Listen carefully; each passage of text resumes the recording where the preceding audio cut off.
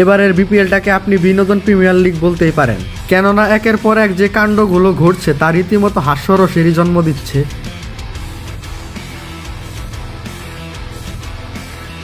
গত আগস্টে সাবেক বিসিবি বস নাজমুল হোসেন পাপন পদত্যাগ করলে নতুন বিসিবি সভাপতি নির্বাচিত হয়ে ফারুক আহমেদ বলেছিলেন এবারের বিপিএলটা হবে সেরা বিপিএল। তবে সেটা শুধু বলা পর্যন্তই ঠিক। একের পর এক অভিযোগ আর অনিয়ম এবারের বিপিএলটাকে সত্যি আলাদা রূপ দিয়েছে, তবে সেটা খারাপের দিকেই। বিপিএলের মাঝপথে উঠে আসে স্পষ্ট ফিক্সিংয়ের গুঞ্জন। একজন দুইজন না, প্রায় অর্ধশতাধিক খেলোয়াড় আছেন আকসুর নজরে।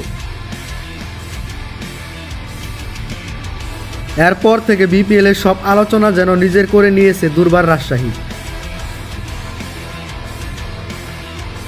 প্রথমে অভিযোগ আনলেন শ্রীলঙ্কার খেলোয়াড় লাহিরু সামারকুন, তাকে দেওয়া হয়নি তার পেমেন্ট। এটা নিয়ে আলোচনা শুরু হলে জানা যায় যে বিপিএলের দল নিতে তেমন আগ্রহী না থাকলেও বিসিবি সভাপতি জোর করে দলের দায়িত্ব দিয়েছেন ভ্যালেন্টাইন্স গ্রুপকে। যারা দুর্বার রাজশাহী ফ্র্যাঞ্চাইজির দায়িত্ব নিয়ে একের পর এক ঘটনা জন্ম দিয়ে বিপিএল তথা গোটা দেশের ক্রিকেট সম্মান ক্ষুণ্ণ করছে। প্রথমে একজন খেলোয়াড় বিসিবির কাছে অভিযোগ করলেও পরে জানা যায় গোটা দলই পাননি প্রতিশ্রুতি অনুযায়ী পেমেন্ট।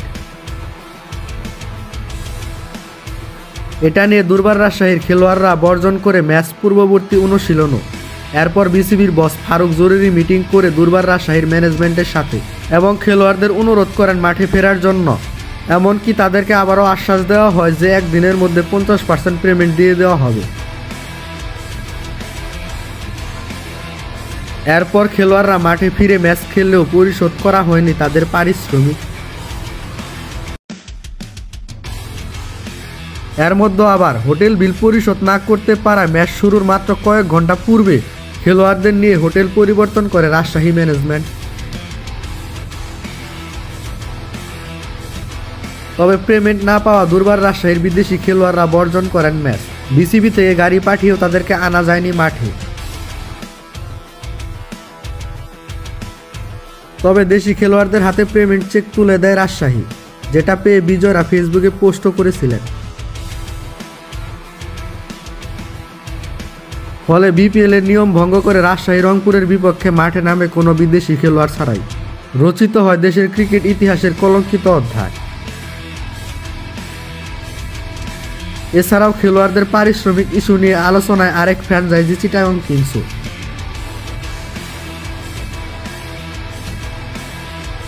এত সব ব্যর্থতাকে দূরে ঠেলে 2025 বিপিএলে বিসিবি সফলতা বোধহয় একটাই, সাকিব আল হাসানের নামের প্লে কার্ড নিয়ে কোনো দর্শক স্টেডিয়ামে ঢুকলে তাকে বের করে দেওয়া।